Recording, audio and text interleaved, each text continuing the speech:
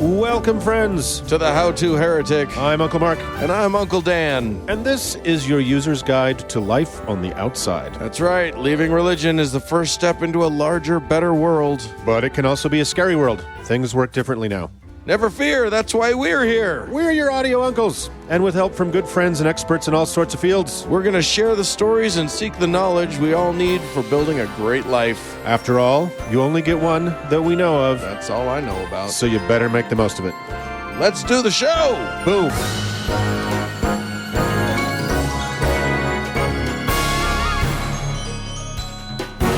Well, Uncle Dan. Yes, sir. We have a real barn burner of a show this week. Oh, I hope so. We're going to bury a god. We are. He may not stay there, but we're going to try. He keeps coming back, that one. Yeah. He's a slippery little guy. We are going to be joined by the mighty Andrew Torrez. Yeah, another segment where we learn some laws in these United States. The depressing confluence of law and religion in America. Yes, indeed. And also, Uncle Doug is going to join us and teach us all about the Bible. So many rules will be imparted this week. So join us, won't you? We're going to go to Leviticus. Yay, the best book. Oh my God! Well, for the Bible tells Strap me in. So. All right, let's do the show. Let's do it.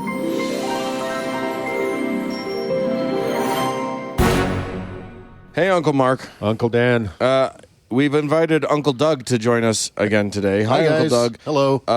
And we're going to dig up a god, are we not? Today, we find that the graveyard of the gods is a real crowd pleaser. So people love a good dug up god. Love a good god funeral. So we want to give the people what they want. Sure. Now, this one, I'm going to say we may be breaking our own rule a little bit. Because is this god dead? I don't know. Are there still devotees? There are still people who reference... this god, I think this god is dead. Okay.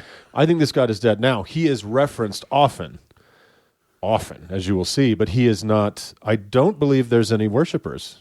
Worshippers, no. No. Okay. Let's, why don't you tell us who you've dug up for us today?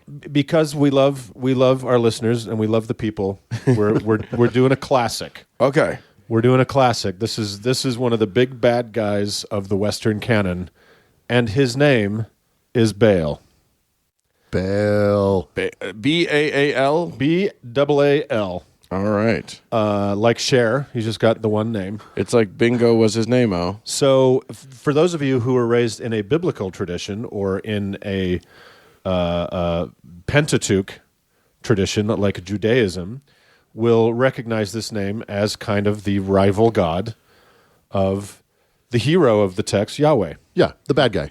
He's the bad guy.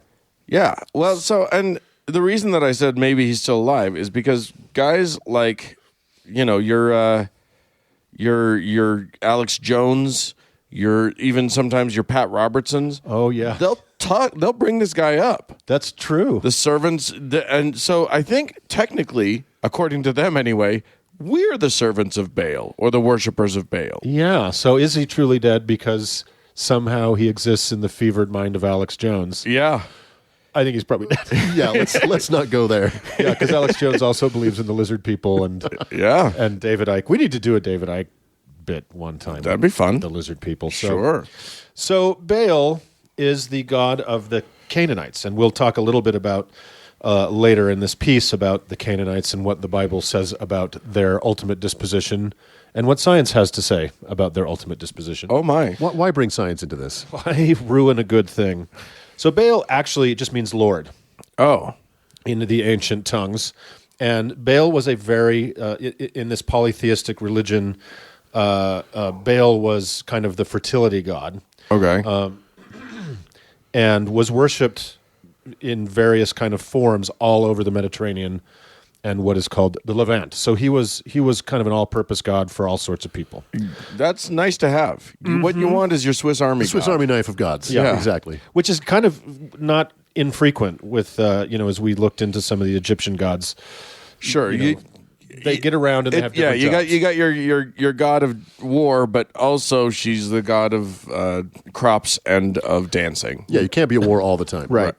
So he's the son of El, who's the chief god, and then there's discussion of whether Elohim became that became adopted by the Israelites to become the single god of the Israelites. Right. So for whatever reason, the Israelites just fucking hated Baal and his worshipers. Yeah. Hated, right? So hated the Canaanites, and so the worship of Baal was prevalent in Canaan from ancient times, prior to the Israelite exodus from Egypt, which, as we know, didn't happen. Many Baals were worshipped around the Middle East. Among his titles were Rider of the Clouds, Almighty, and Lord of the Earth. He was the god of both fertility and the thunderstorm, as well as a mighty warrior, sometimes a sun god, and the protector of crops and livestock.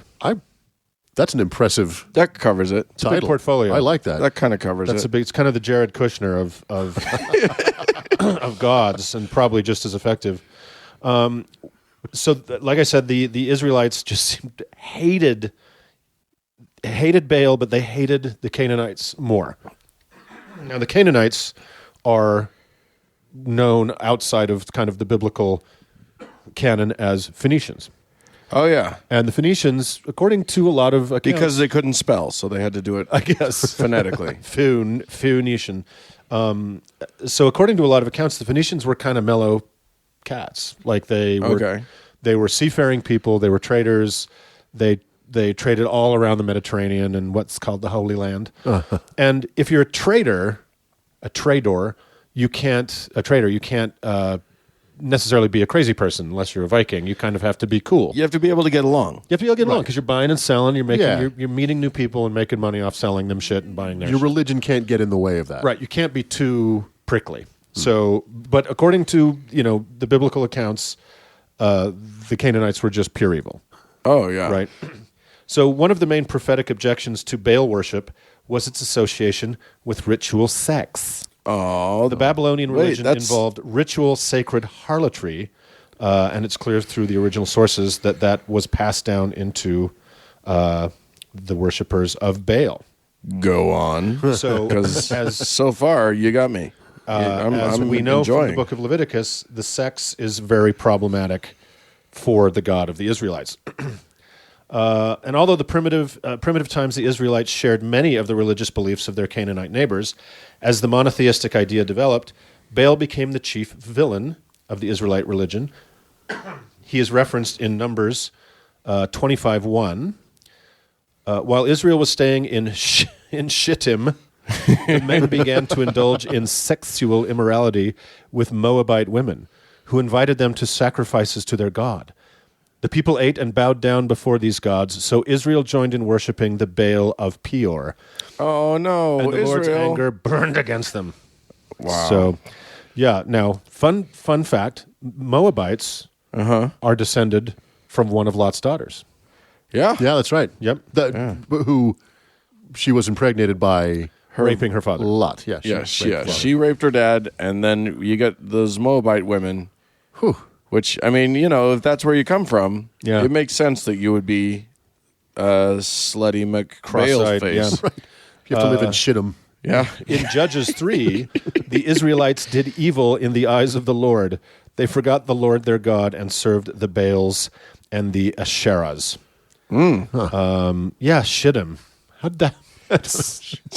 Yeah, how did I not know about that? Oh, poor Shittim. Things became even more problematic, however, during the reign of the king Ahab of the kingdom of Israel. Is this the same Ahab in Moby Dick? Yes. Yeah? Yeah, Absolutely. same guy. It's a 100%. weird crossover in those two universes. Yeah. It is, it's super It's like weird. it's extended universe stuff. It's like the Jetsons and the Flintstones. It's Marvel, DC. It's not going to work out. His Phoenician wife, Jezebel, introduces Baal worship in her court and attempts to purge of the prophets of Yahweh, who vehemently opposed Baal worship. Baal's prophets fail to produce a sign that Baal has accepted their sacrifice, while Elijah succeeds powerfully when Yahweh consumes his sacrifice with fire from heaven. Elijah then incites the onlookers to massacre all 450 of Baal's representatives. Oh, okay. So when you win, boy, do you win. Yeah, it's Yeah. kind of a high-stakes game, isn't it? Yeah. Titty Mo! And then, there's throughout the Bible, throughout the Old Testament, there's lots of direct orders to kill every Canaanite one can find. Sure. Right? Here in Joshua 10, thus Joshua struck all the land, the hill country, and the Negev, and the lowland, and the slopes, and all their kings. He left no survivor, but he utterly destroyed all who breathed, just as the Lord, the God of Israel, had commanded. He left nothing undone of all that the Lord had commanded Moses. So it's just genocide. Not even a Moabite woman or two? Not even a weird, Just for some nice inbred Bailey sort of sex times? Baal sexy time. In Deuteronomy 7, when the Lord your God brings you into the land where you are entering to possess it and clears away many nations before you, you shall utterly destroy them. You shall make no covenant with them and show no favor to them. Furthermore, you shall not intermarry with them, for they will turn your sons away from following me to serve other gods. Then the anger of the Lord will be kindled against you, and he will quickly destroy you. But thus you shall do unto them. You shall tear down their altars and smash their sacred pillars and hew down their asherim and burn their graven images with fire. Not the Asherim. You got to get rid of the Asherim. Oh, Come man, on. that's just mean. That's step one. So That's just Baal hating 101 right there. So essentially, according kind of to, there's a little wiggle room, but according to the Bible, the Canaanites were annihilated. Right. The Canaanites were destroyed, and therefore There were no Canaanites left. there were no Canaanites, and Baal died with them. Right. So Who's going to worship Baal after the Canaanites are gone? this great and mighty God of the Old Testament died with his people. However, One would think. science has something different to say about it. They found Baal DNA. Yeah, They Baal found is Baal. alive and well, Oof, he's okay. living in Cleveland. He's in Shittim. He's in West Shittim. I think we said the same thing, actually. Cleveland and Shittim are Oh, no. roughly. Well, goodbye, Cleveland listeners. That'd be a weird result for your Ancestry.com to find out that you have like 2% Baal DNA. You're 3% pan. That's weird. strange, but it makes sense. I have very hairy legs. Very horny. So a Canaanite grave was excavated in the past 5 or 6 years, several Canaanite tombs, and the bodies were removed, and they did a DNA test.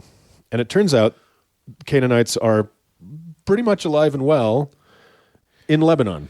Yeah. So a huge percentage of people living in Lebanon and some in Jordan can trace their DNA directly to those, directly to those tombs. So the Canaanites are fine. So who was it that was it Joshua that was doing that was responsible for all the Canaanite murdering? Joshua sure did a whole bunch of Yeah, it. Joshua's the... I think he might have been fibbing.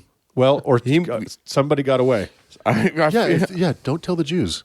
Okay, there's some Canaanites left. A couple got away. So while Baal is dead, his people are alive and well in Lebanon. Oh. And we wish them the best and our condolences for the death of their God. Yeah. Well, all right. Let's stick him back in the ground. Yes, may he rest in pieces. Moving on. Well, Uncle Dan. Yes, sir. We are very, very fortunate to have a returning guest on our show Oh, indeed. for our little religion and the law, sometimes sad, sometimes happy corner. Yeah, well, hopefully sometimes happy. Sometimes. Please welcome back P. Andrew Torrez of Opening Arguments. Andrew, welcome back, buddy. Thanks again. I'm kind of shocked to be invited back, but incredibly pleased. We're just worried that you'll sue us if we don't have you back. So. Yeah, well, now the blackmail is on the other foot. How do you Yes, like indeed. That's right. You're the only one that answered the want ad, so welcome back. that? Who was it that said 80% of life is just showing up? So, That's right. Well, and thus you have done so. What are we going to talk about today, Andrew? well, today I thought we might talk about the status of minors and whether they have First Amendment rights, what kind of First Amendment rights they have, what does it mean to be a minor in our society? All them little chillins running around, not knowing if they can say things or not. Yeah. Well, and look, there's a timely component to this because on Opening Arguments, we just discussed the decision that was handed down by the Court of Appeals for the D.C. Circuit, sitting en banc, which means the entire panel, in a case called Jane Doe versus Wright, in which the government asserted that it had the authority to detain a 17-year-old woman who was here illegally in an immigration detention center and force her to attend these crisis pregnancy centers where they read, religious dogma at her, Right. subject her to forced unnecessary ultrasound, all of that, all while this woman went and went through the normal channel. She's in Texas, so she had to go to a judge. Well, that's your first problem right there. Yeah, well, Don't be in Texas. That's the first thing you need to remember. So, well, she doesn't have much of a choice. She's in an INS detention facility. If you get Texas. to the top of that big, beautiful wall and can jump all the way over Texas, Right. Yeah. you'll be better off. Yeah. See if and you can, land in Oklahoma. Yeah, that's that's not going to help much. See if but you no, can make and it so- to Massachusetts. Yeah, but so the government, the opinion by the D.C. Circuit sitting on banc reversed and held that she had a constitutional right to an abortion and that the government couldn't arbitrarily interfere with that. But she lost at the previous two levels, right? Oh my the God. government, it may appeal that to the Supreme Court.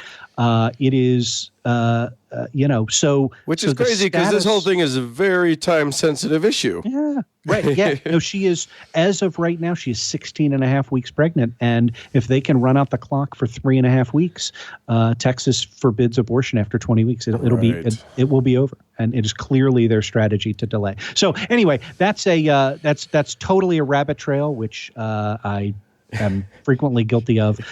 But it trying to figure out the rights that minors have in our society is a tough question. Yeah. So let's dive in because as it pertains to our sort of thing, when would a minor need rights to the First Amendment? Well, I'll pose a little thought experiment, which is, and because this comes from my life. Oh. and I contemplated this very frequently when I was a kid. Jesus, Mark's always making it about himself. Fine. I'm in a lot of pain, Andrew.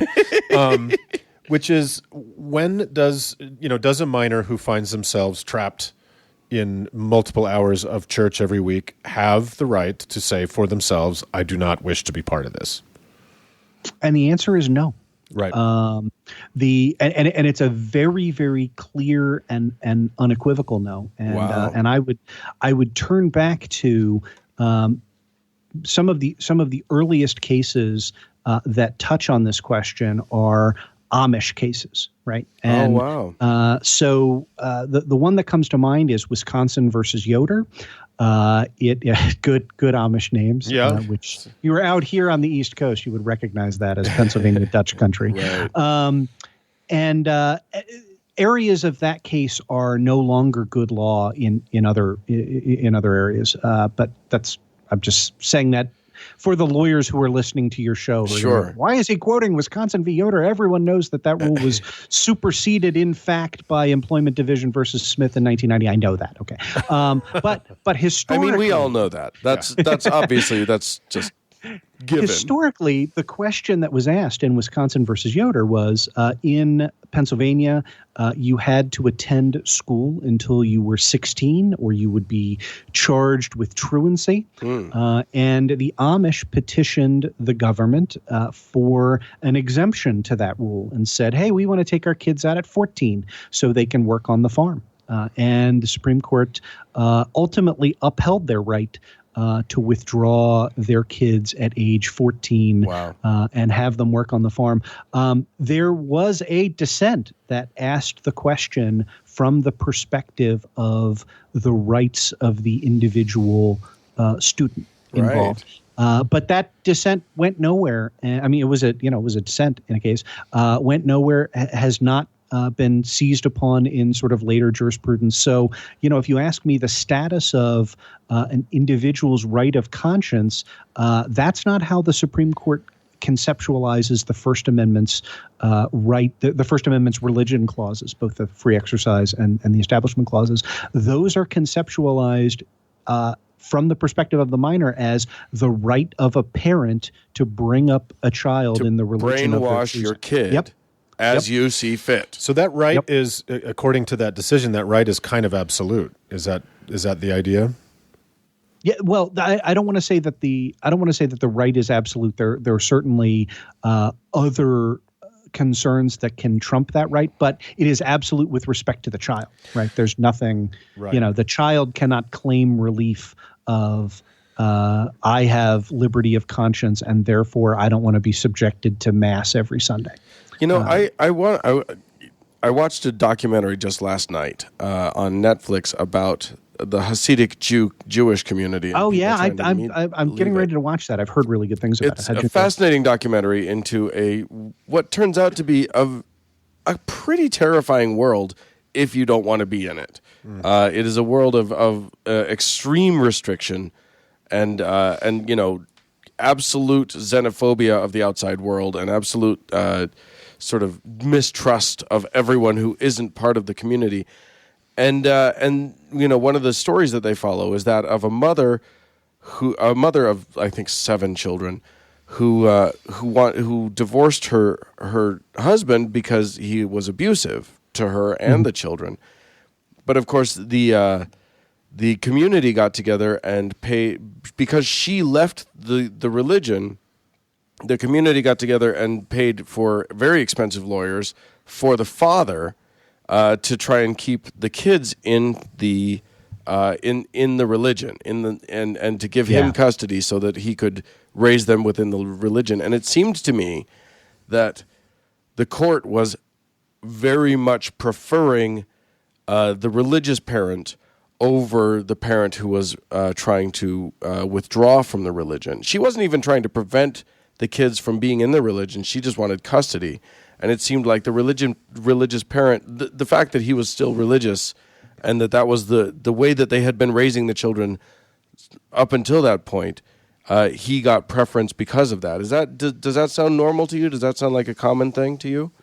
Well, and let me give the enormous caveat that I don't practice family law, right? But I have a friend and a colleague who is a family law attorney in Texas, and oh God, that poor man. And yeah, no, she does great work.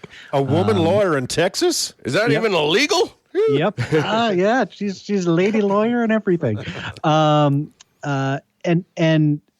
what she tells me is that it is because I put that question to her, right? Yeah. Which is, it sure seems that the thumb looks like it's on the scale for religious parents in family court, and I would add, right? Family courts are not uniform across. Right, of course. Every state can do it differently, but generally speaking, the feature of something like a family court is that the proceedings are more informal. The parties are typically not represented by lawyers on either side. So and look, like, you can understand there are a lot of ways in which that's a really, really good thing. Right. So, if you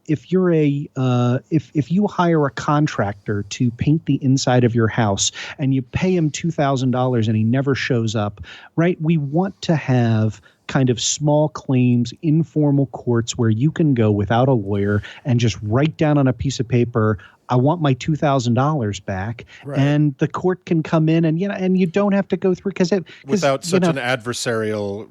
Right? Yeah. It's still adversarial, without paying for a lawyer and without going, having to worry about all of those fees and everything.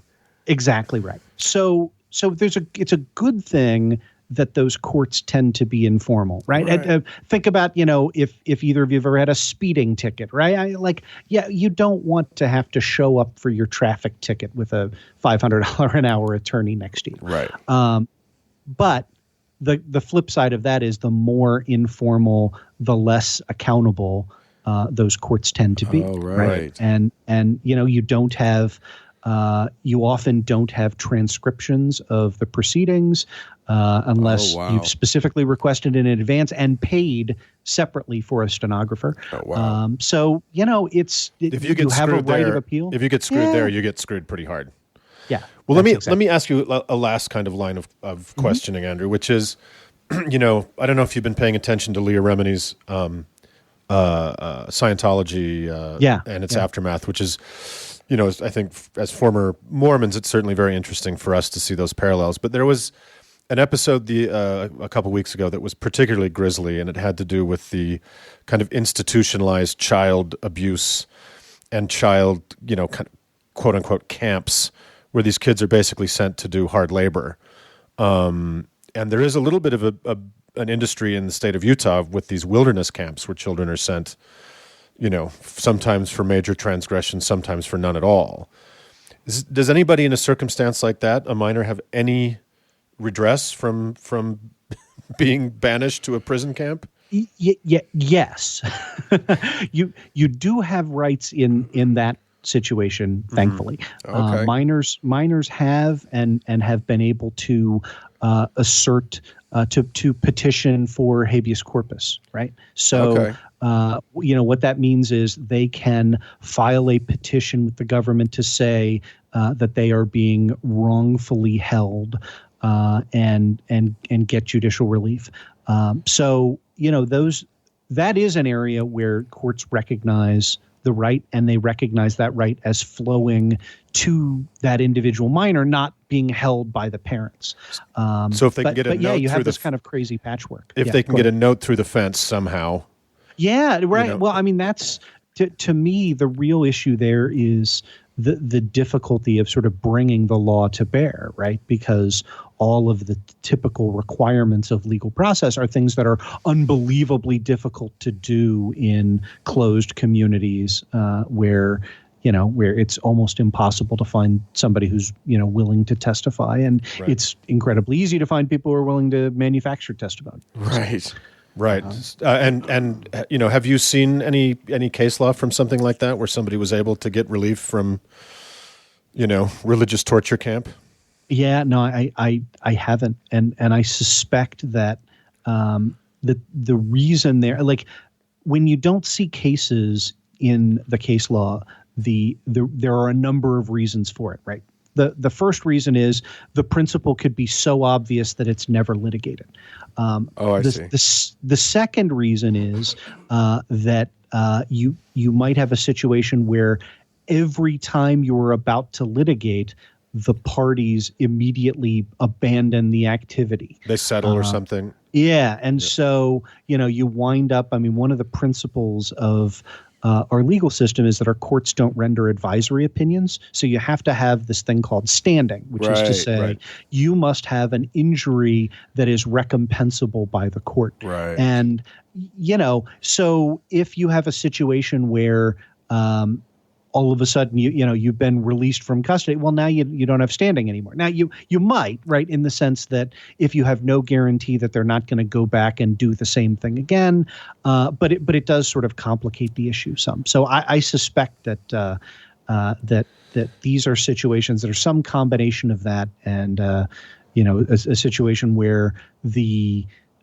law enforcement aspect is probably ahead of the judicial aspect. Wow. Well, sucks to be a kid, I think, is the answer to all of this. So the advice we could give minors listening to the show is, and it's terrible, but you got to get to 18. Yeah, grow up. Right? Well, look, like I don't want to leave a totally bleak picture, right? The other part of that First Amendment entitles minors to a fairly broad panoply of free speech rights. So, you can protest political policies inside your school. That's bounded, but you do have that right. But if you've got 100%. If you've got a parent that wants you to do a thing, you're doing it. Yeah, you're in. So get through it. Find a way to get through it. Just hold your breath, plug your nose, and make it to 18. It's one of the things Matt Dillahunty says this on the Atheist Experience all the time that I think is really appropriate is, we talk about visibility and being out in the atheist movement, but I always reiterate to kids who write in, who listen to the show, of, hey, if it would cause a hardship in your home, if it would cause you to be cut off from school, if it would go ahead. I mean, that's one of the nice things about being an atheist is you can keep quiet and pretend, and you're not under an obligation to tell your parents 100% of the conclusions you've come to if it would cause supervening, in some cases, bodily harm to you to do so. Right, indeed. All right, well, Andrew, how can people find you if they want to hear more of that dulcet voice of yours? If you can't get enough legal analysis, Opening Arguments podcast, it's openargs.com, or just Google for Opening Arguments. You'll find us. We're the number one. It really is the place to go. Yeah, it's a fascinating show, and Thomas holds up his end sometimes too.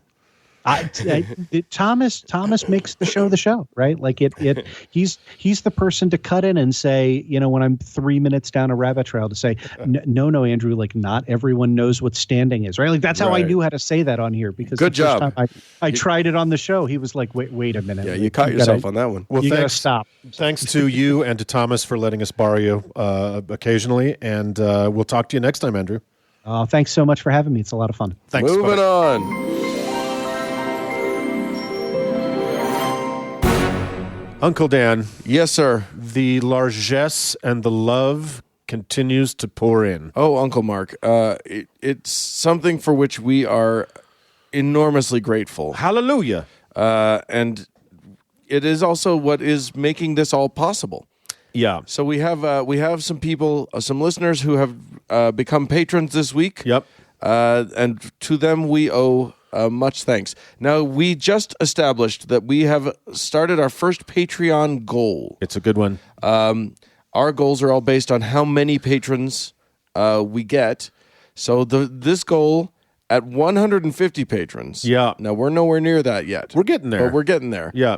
Once we achieve 150 patrons, we are going to produce for all of y'all a video. Yes. Now you may not know this about Dan and myself, but you may as well, is that we are in Salt Lake City, and we are expert. We are noted tour guides to the Vertical Vatican, Mormon Temple Square. Mormon Temple Square is it's a big draw for the tourists here.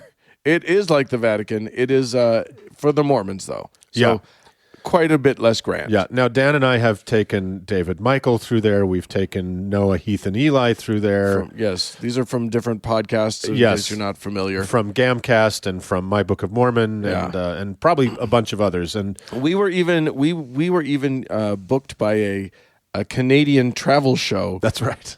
As the tour guides, as the incredibly unofficial tour guides. Yes, deeply underground tour guides of Temple Square. Of Temple Square. Yeah. And we would like to make for you a tour of the wackadoo things about Mormon Temple Square. As an act of love. So once we get to 150 patrons on Patreon, we will be able to do that. So there you go. It'll be nice and produced and look all good. And you'll see all the wonder and the magic. The majesty. Of one of America's worst ideas. So who do we have to thank this week? This week we've got Sage, John, William, Mrs. Wine Mixer, and Jeffrey, all chipping in. So thank you guys so much. Yeah. For joining the legions of our supporters. The rest of you can jump in on this bandwagon by going to howtoheretic.com and clicking on the Patreon button. Yep, it's super simple to do, and if you can't afford it, that's fine too. We just love that you're listening, but do us the favor of going to iTunes or your favorite kind of pod blaster and giving us a 5-star review if you feel like we've earned it. We sure feel like we have. Yeah, and indeed we do. And if you feel like we've earned less than 5-star reviews, don't leave one. Yeah. We don't care about that. Go review Scathing Atheist and give them a bad review or something. All right. We love you. Thanks, guys. Moving on. Well, Uncle Dan, Yes, sir. we have a very special episode today. That's of Utah talk. A very spatial Utah episode of For the Bible Tells Me So. Yeah. We are joined by the only professional religious person among us, formerly professional religious person, Uncle Doug. Retired. He wasn't paid for it. I was most definitely not paid for it. So I call that amateur hour. I say. Semi-professional. Semi-pro. So Well, hi, everybody. in this segment, It's Douglas. I'm back. Hi, Uncle Doug. Hello. In this segment, we'd like to talk about the foundations of religious morality Yeah. from their original documents from the canon. All of the Abrahamic religions. That's the Jews, that's the Christians, and the Muslims. The Muslims, the people of the book. They all found their foundational, legalistic, sort of the rules of life Right. The owner's manual of 3 billion people on the planet Earth. come from Leviticus. Yeah. So, the Old Testament is a favorite hobby horse of mine because, John Oliver describes the British Museum as history's greatest crime scene. and I kind of borrow from that and say the Old Testament is history's most alarming police report. Oh, my God. So yeah, Doug, tell us a little bit about the foundational list of rules. This is morality. If you're to believe, if people like Jeff Sessions or Roy Moore are to be Right. believed, this is where all of our morality comes from. Yes. This is the germination point. And just before we dive into this, I'd like to discuss my compensation package for having read the book of Leviticus. You guys want to cut the check after the show? It's fine. I'm pretty sure that any Christian will tell you that that reading Leviticus is its own reward. And you know what? Let's just, while we're on that subject, for TGIA one year, Frank wanted to do a conference wrap-up, a Mormon conference wrap-up. So I started watching YouTube of conference, and it was General Conference. General Conference. Oh, my And God. it was so horrible. And I was 3 hours in before I realized I was in the wrong year. Oh, my God. So fuck you reading Leviticus. You know what? But in all honesty, did it matter? No. Was No. the message somehow different? No. But I've never been more mad in my life. All right, so let's Okay. talk about Leviticus. So the book baby. of Leviticus. So just to give it a little kind of context in the Bible, the book of Leviticus is the third book in what is called the Pentateuch or the Torah. It's the first 5 books of the Bible. Right. Genesis, as everyone is well aware, is the origin story. Sodom and Gomorrah, you guys have covered that. The flood. And his daughters, great story. Yep, good stuff. Lots of stuff for modern life in there. Yeah. And then Exodus, then from that point on, it's really the story of Moses. So Exodus, Leviticus, Numbers, and Deuteronomy. It's all Moses getting the Israelites out of Israel and to the promised land. Everybody loves a good Moses. Yes. And so what happens in Leviticus is Exodus happens, the Israelites get out of Egypt, which, of course, never happened Right. for a group of people who, chiseled their receipts into stone tablets to somehow miss the exodus of however many tens of thousands of slaves. Of the slaves they didn't have. There weren't. Can we be clear that modern archaeology has revealed that there's no evidence that there was any slavery at all in Right. ancient Egypt, let alone let alone an entire people's A race of people. Uh-huh. Right. Yeah. That's okay though. I mean, this Yeah. minor points. Minor Minor points. points. So they leave Egypt, and they end up at the base of Mount Sinai. And the book of Leviticus is Moses over the course of several weeks just dictating God's rules to his people. And what good rules they are. There's lots of them. There's lots and lots and lots of them. There's no dearth. What they lack in sense, they make up for in volume. So the book of Leviticus was written somewhere between 5 and 800 BCE. So this book is approaching probably 3,000 years old. It was written by who the fuck knows who. You just said Moses. I did, and that is the common belief, is that Moses wrote the 5 books of the Pentateuch, which is odd because he is taken away in the last few chapters of Deuteronomy, and the books. No, Should I not we give don't- that part away? we don't need to know. I thought it was that. written by Arthur Leviticus. No? No, unfortunately. Chaim Leviticus. He was Jewish. So to your point, Morty. Morty Leviticus, Bernie Bernstein Leviticus. The reason this book is still so relevant is very few books have caused as much and cause as much pain, suffering, misogyny, homophobia, Animal suffering. cruelty to animals, and minor inconvenience to restaurants. Oh, I really hope we don't forget to come back to that. Oh no, we won't. We will cover that. So let's dive in. All right. The first 7 chapters of this book are painfully detailed descriptions of how to sacrifice animals. Oh, good. Painfully detailed descriptions. Especially for the animals. Yes. How exactly the animal should and where it should be slaughtered, how to go about striking the knife, how to go about extracting the blood. And none of this is like how to prepare an animal for your own consumption.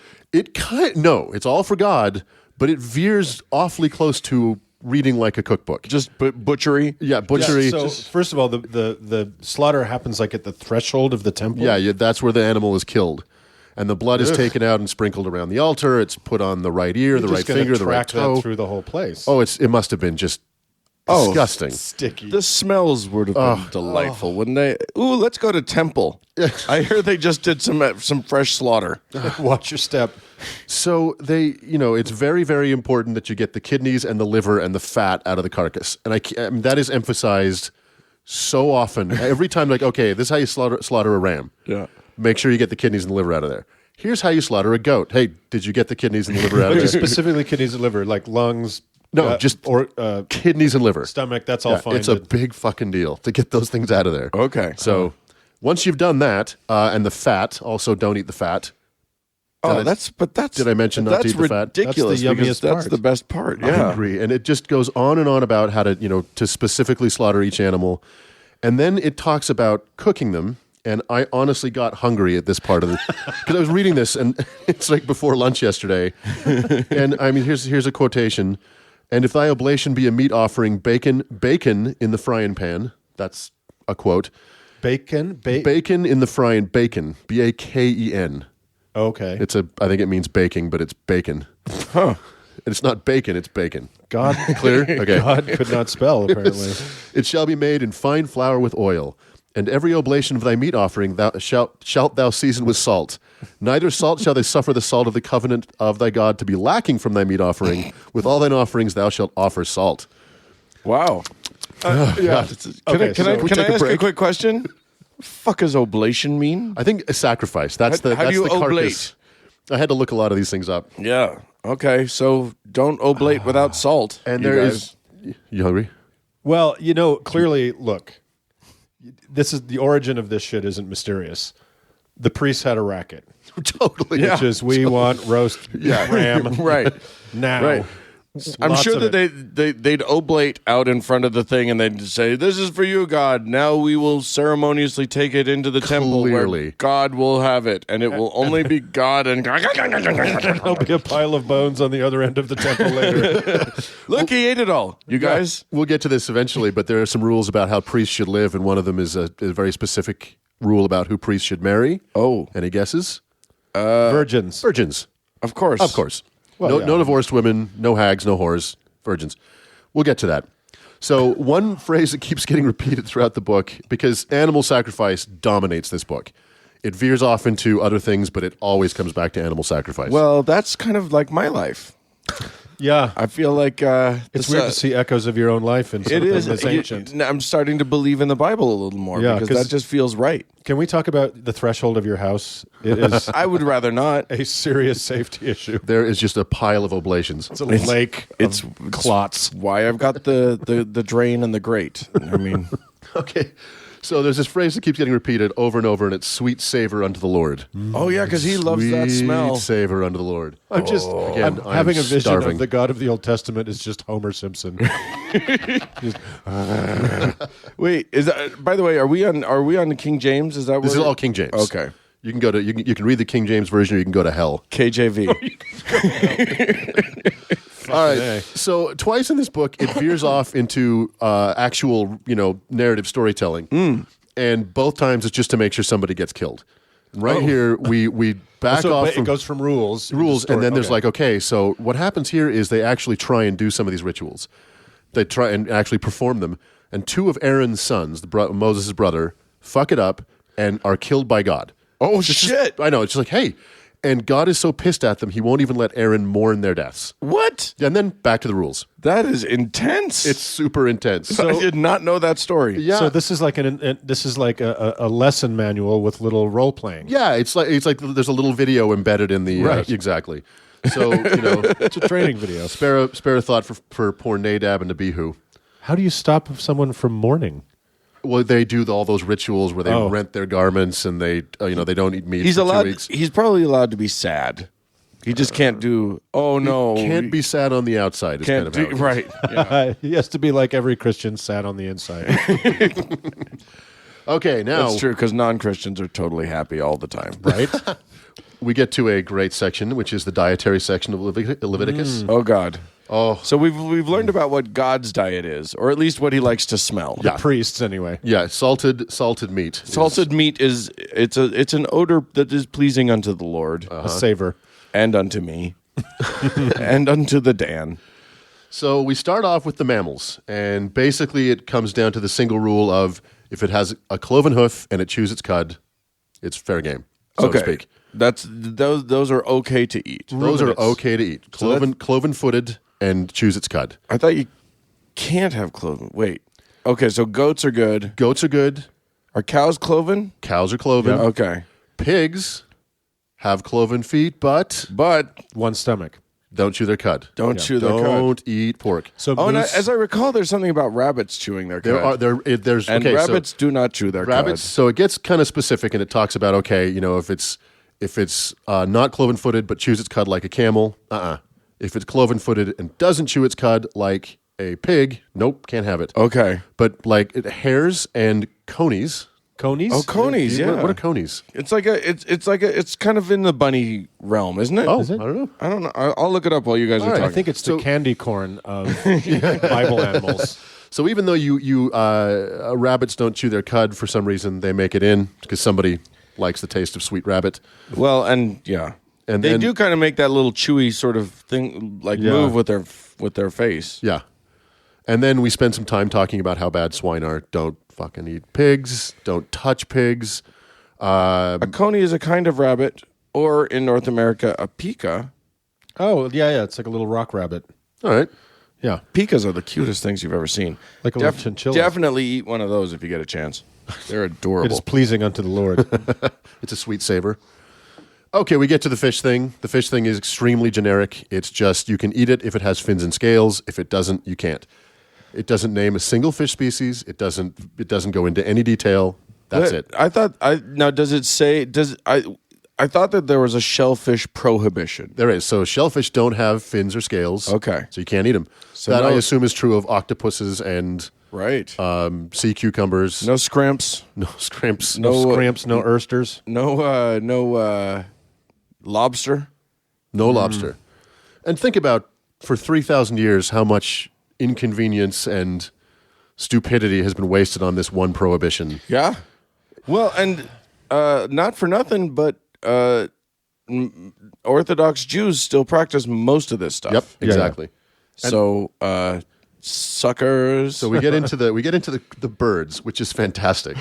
So where fish were extremely general, Right. birds are extremely specific. okay. So you do not eat the following: eagles, ossifrages, What? ospreys, vultures. Your ossifrages, your various and sundry ossifrages. It's a combination of an ostrich and a hawk. It's fucking frightening.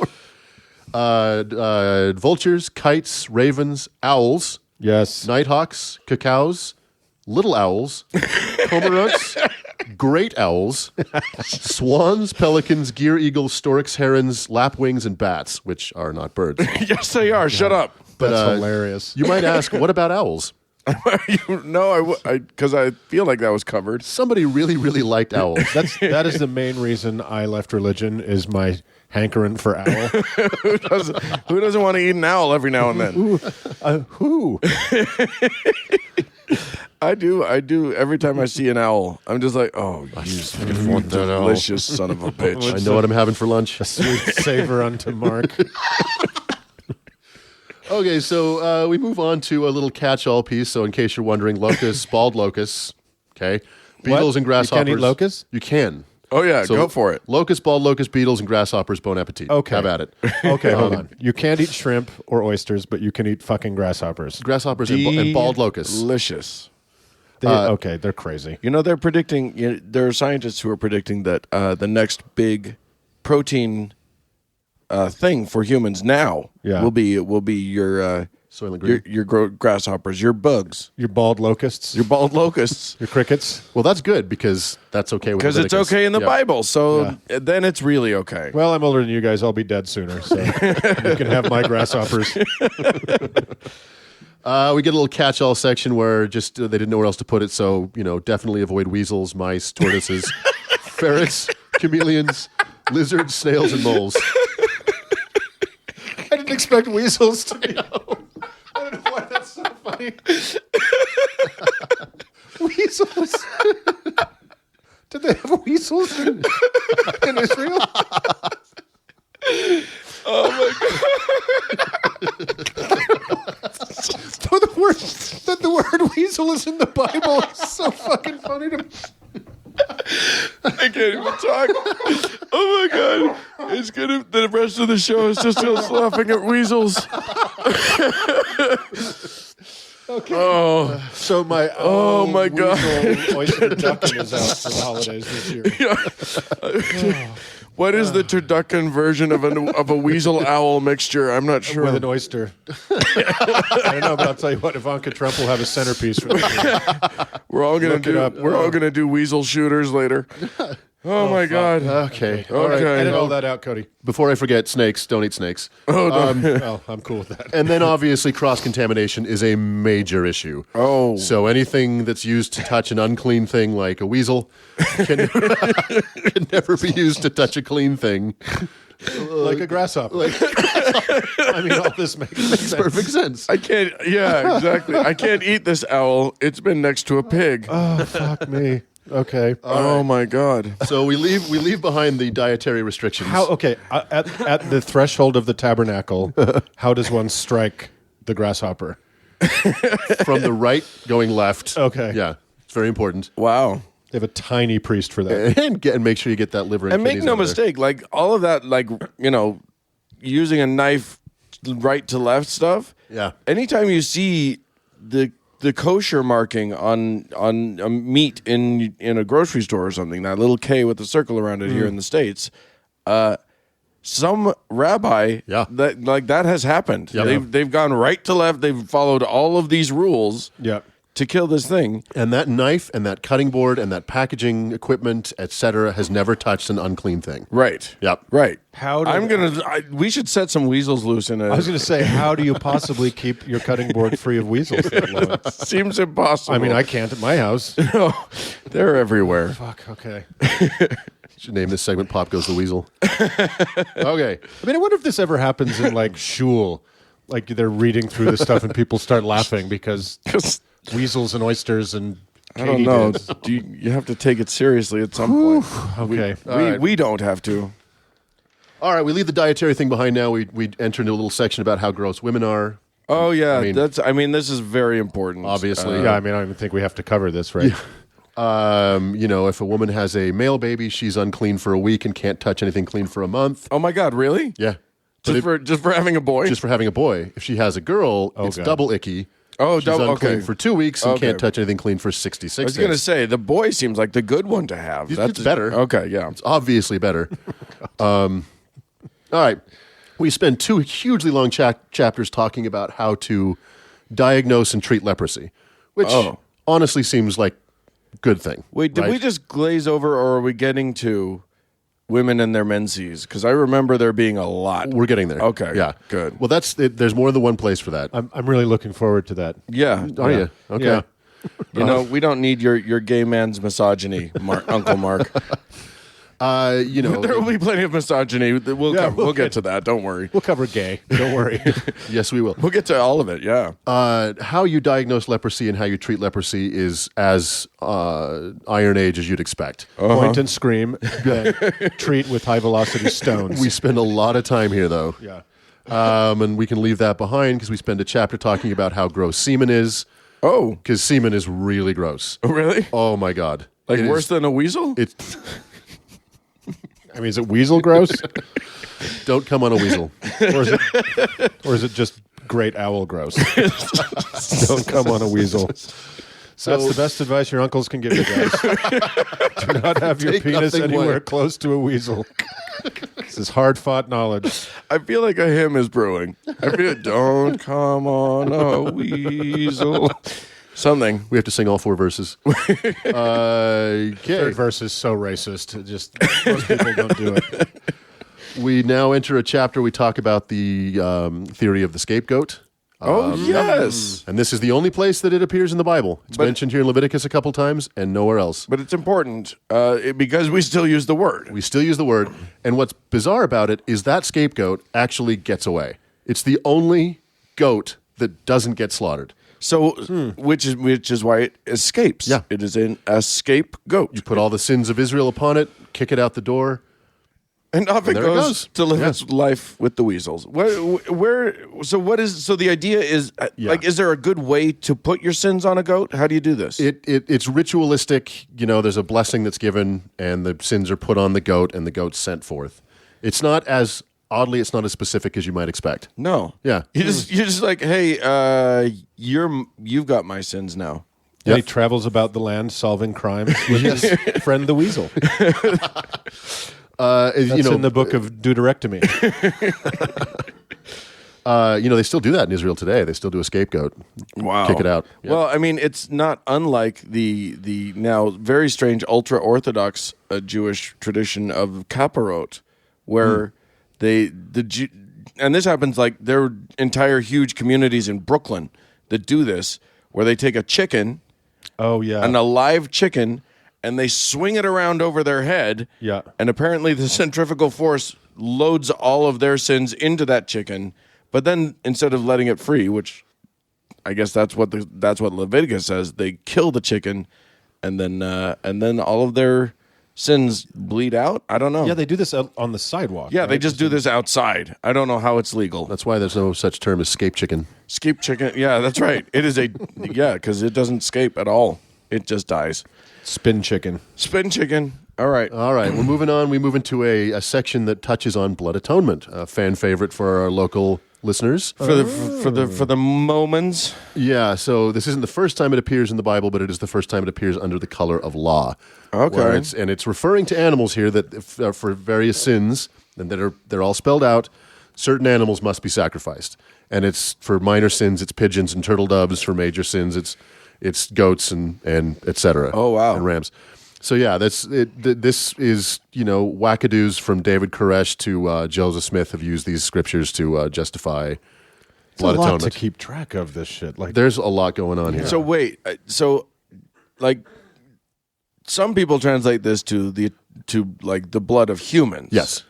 So does it talk about that? No, it's specifically about animals, but when Jesus came and fulfilled the blah de blah, and now it's human sacrifice instead of animal sacrifice, And- the blah de blah. Can you just briefly, because we mentioned it, will you just talk quickly about what that means? What the Mormon component of that? Yeah, so it was Joseph, when he was constructing the Mormon religion, pulled things from the Old Testament. One of the things he pulled was the principle of blood atonement, where for certain sins, the only thing that can release you from that stigma is your own blood being spilled upon the ground. So when Mormons went into the temple ceremony, now this is no longer the case, but when Mormons used to do the temple ceremony, they would promise never to reveal the secrets of the temple, lest they slit their throats And their belly. and disembowel themselves. Yeah, penalty of death. And they had to do a symbolic gesture where they would draw their thumb across their throats and across their belly. I don't know. Did you do that? I did not. They had stopped doing that by the time I got there. It was like right before you. Yeah, it you must have went been. in. Did you? think they No, stopped you didn't ever go. I didn't go through the they temple. stopped in like 89. Why did they stop? What was the? Because it's gross. Because like people were like freaked out. Literally, people were really freaked Yeah, out. I think by it. people found it very problematic. Even for Mormons, they were like, "This is a bit much." Yeah. was a Over the write-in top, campaign. fellas. But blood atonement is also why Utah had the firing squad, exactly. death penalty by firing squad until just a few years ago, because that was a vehicle for blood atonement. That is So there you correct. go, Utah facts. Bang bang. Okay, now we hit chapter 18, and this is perhaps the most second damaging chapter in the history of the written word. Not the first, because that's also in Leviticus. But, this chapter, I just got to say, God is very emphatic here. He says this is really, really important. Don't see your relatives naked. Oh, Okay? Don't see your relatives naked. We've already learned something about this from Genesis. Yes. Because Noah's son Ham saw Noah naked. That's right. Accidentally. Yeah. And that's why there's black people. And that's why there's black people. Literally, and he was cursed, and his whole lineage was cursed forever. Yeah. For seeing dad naked. Yep.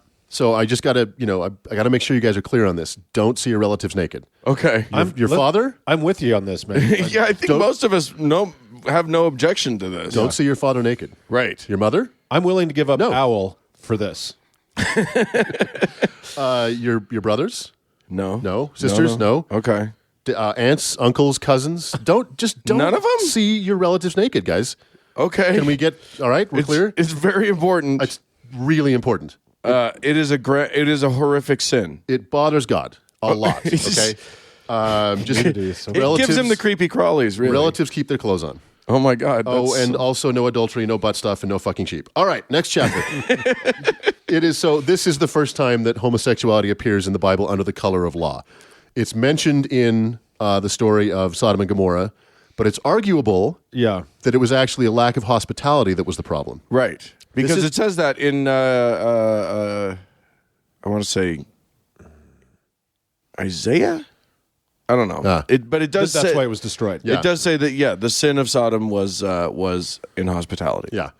And so... Even though Lot was incredibly hospitable, I'm sorry. He was... He was especially to the crowd. He was psychopathically hospitable. That's why he was saved. That's right. But not his wife. But not... Well, yeah, she did look. Boy, you She get was tangled gross. up in this stuff Yeah, pretty oh quick. my God. Okay, so we'll let's not veer off into the homosexuality in the Bible thing, which I think we should do when we get to the next mention of homosexuality a couple chapters from now. So It's going to be really hot. all right, so Sexy. this next chapter actually starts out very, very good. I mean, bizarrely good. It is this verse after verse of actually enlightened, good advice about treating others well, giving to the poor, don't deceive, be good to people. Oh. It's jarring. And you're like, okay. It's lulling you into a false sense of I'm security. with you, Bible. I'm with you. I'm okay. This is great. And I'm then on board. It takes this snap cut to, and also don't let different kinds of cattle intermix. Don't grow different crops next to each other. Don't wear two kinds of fabric that are different. Don't eat fruit of fruit trees that are less than 4 years old, because if they're less than 4 years old, they're to be considered uncircumcised. What? It's what it says. You don't want an uncircumcised peach, let me tell you. Don't round the corners of your beard. No tattoos. Don't make your daughters into whores. Good I mean, advice. that's nice. Yeah, that's Don't good. round the corners of your beard. Don't round the corners of your beard. Good square beard. Does my beard have corners? Where the fuck are the corners of my beard? Hospital corners.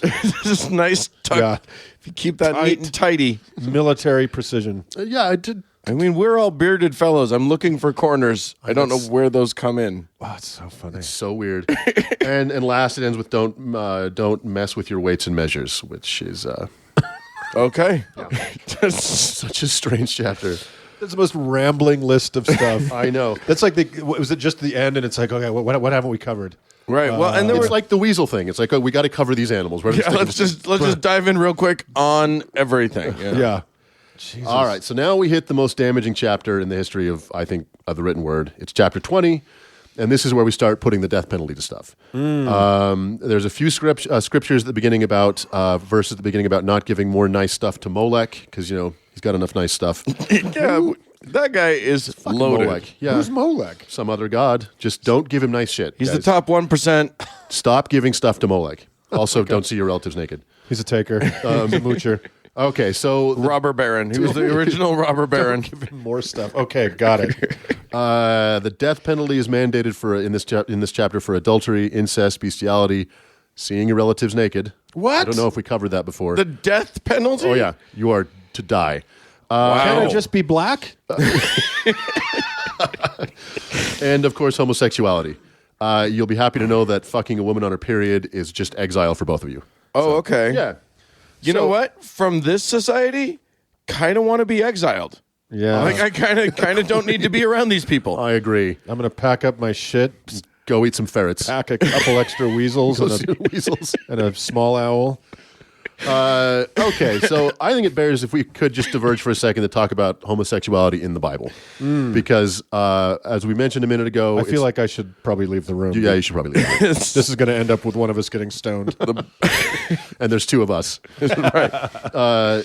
So in Genesis, there's a reference that some people say with the Lot and the two angels, but we don't. Not until we get to Leviticus does it actually outlaw homosexuality, and it does it twice. In 18, it just says no butt stuff, and in 20, it says if a man also lie with mankind as he lieth with a woman, both of them have committed an abomination. They shall surely be put to death. Their blood shall be upon them. Can I still fuck a weasel though? It doesn't say no. Okay. Well, you won't get killed for it. Just don't eat it when you're done. And then this is really, I think, bears. But wait. Yeah. We don't have any prohibition against lesbianism. No, that's nope, okay, right? Nope. No. Yeah, not specifically. No. Paul brings up no scissoring, but kind of just because it's gross. But here's the thing. This is brought up on page 197 of the King James Version of the Bible. There's two references to don't do butt stuff. It is not referenced again in the Bible until Paul, right? Yeah, till Paul. In the New Testament. In the New Testament on page 1476. So we go through Isaiah, we go through Zacharias, we go through rules. Jeremiah, we go through Jesus, we go through Peter, James, and John, and no reference or mention of homosexuality whatsoever. Right. Because you already got it and you don't need more. Well, why would we repeat ourselves? Because not seeing your relatives naked bears repeating a lot. And salting the meat. Salting the meat. A lot. Mm-hmm. And there's just two references to this, and that's it. And when we get to Paul, he doesn't prohibit it. He just doesn't like it. Right. He finds it icky. Yeah. Paul doesn't like anything. He doesn't like any sex. Oh, he doesn't. Yeah. Paul's a grump is what he is. I preferred Saul. Yeah. Yeah. Right? Bring him back. So I misspoke. It was on page 176. And I did a little calculation because, it's my life. There are a total of 197 words referencing homosexuality in the Bible. And that includes Lot. So that's being generous. Mm-hmm. That's out of a total of 783,137 words. So homosexuality represents, in the Bible, 0.00025% of the content. Or if you're a Southern Baptist, all the content. Exactly. Right. The only content that matters. Right, exactly.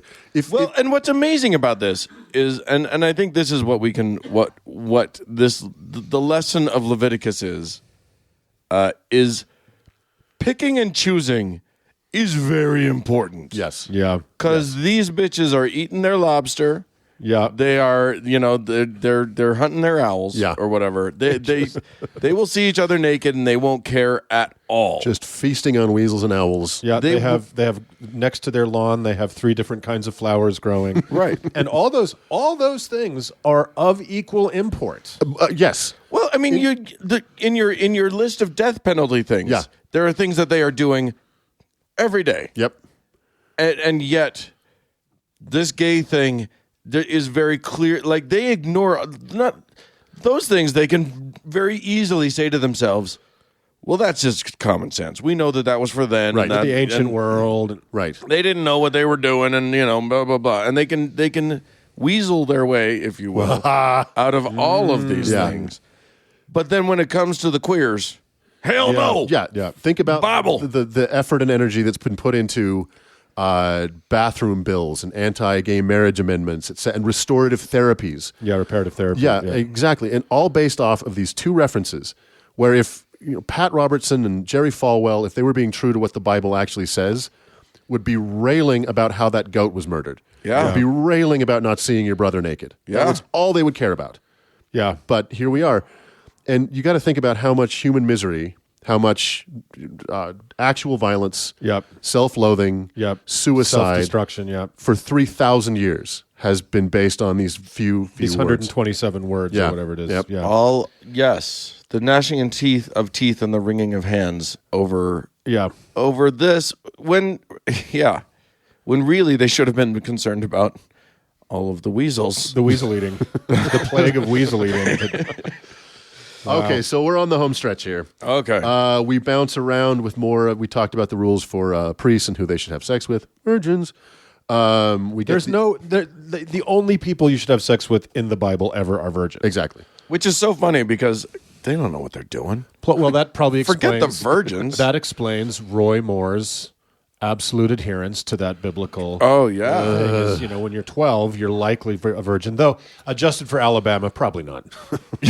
So, probably already a mother of 3. I am astounded he has not busted that out as a defense, but I haven't checked the news today. So I looked at Twitter for a minute. Other people have done it for him. yes, indeed.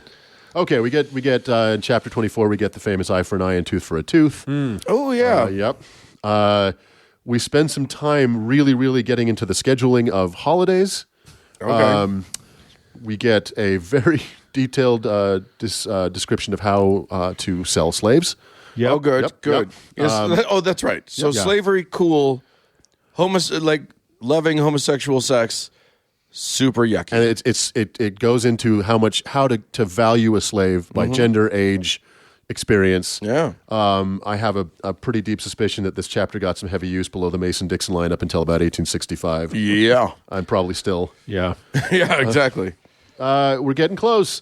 The second to last chapter is kind of a warranty. God promises a lot of great stuff if you obey. Plenty.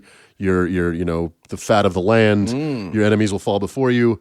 So that's nice. I guess. But yeah. if you disobey, he will fuck your shit up. He will burn your eyes out. Your enemies will eat your crops and then kill you. Not my crops. He'll send So the glad you said crops. I wasn't sure where that word was going. I do like the idea of like it's before they kill. Like if I'm going to be killed by my enemies, I really don't care about the crops. Right. Go ahead and eat them. Right, and if my eyes are burned out, it's like I have other concerns right now. Yeah. I feel like the crops thing is like thrown in there. It's a little bit it's out of order, right? So your crops, you're dead.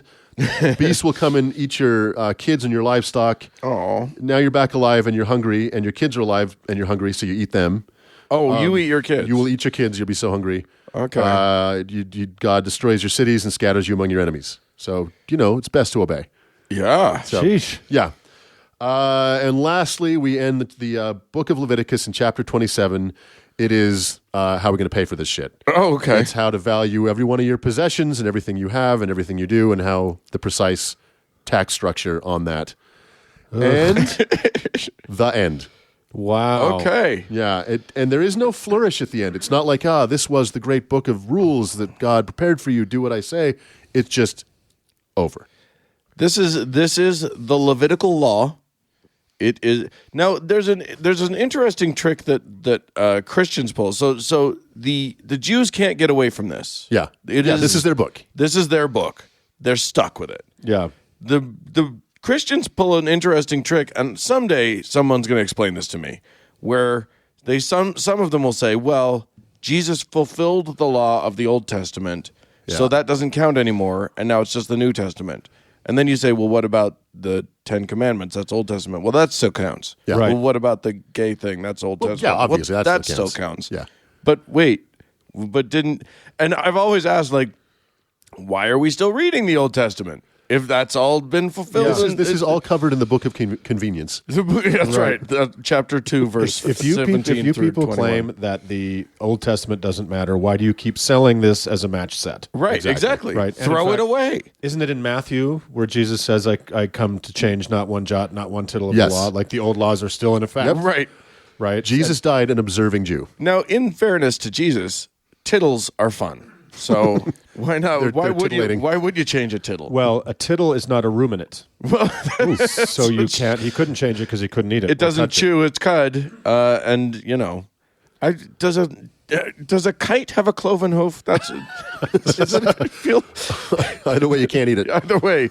It was mentioned by name. You can't eat a kite. So as a little button on this, when Doug and I were putting this segment together the other afternoon, and I did that thing that they always do in Christian movies or Mormons tell you to do. Oh, my God. Which is to open the Bible and read like the first verse and be inspired. So I opened the Bible. And Just here's the randomly. verse. Yeah. you opened and pointed. You just did the blind open and I point. swear to God, this is Yeah, Mark opened the Bible and pointed to Ezekiel 6:12.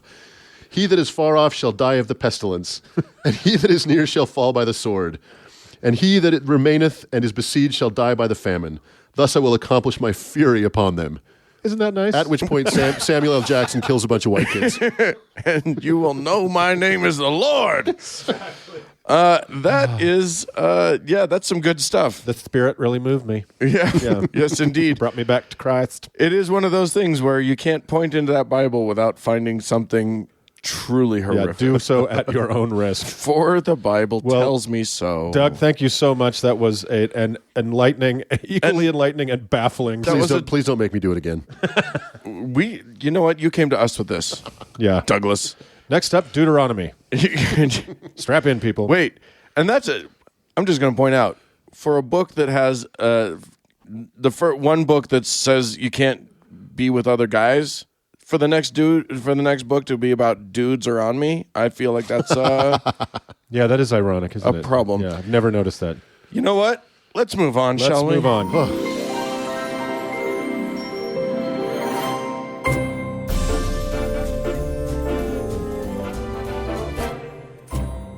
Well, friends, that's it for this week's show. Hey, we'd love to hear from you. Send us an email if you'd like at howto@howtoheretic.com. Or if you have any weasel or owl recipes you'd like to share for Thanksgiving, you can leave us a voicemail at 903-88-HOW-TO, which is 903-884-6986. Yeah, don't forget that you can help us get to that Patreon goal by going to howtoheretic.com and clicking on the patron or the Patreon link, little link there. And throw a little money in the kitty. Thanks to Cody Layton for editing the show. Yes, thanks so much. And thank you, dear friends, for tuning in. We sure do appreciate it. Bye-bye.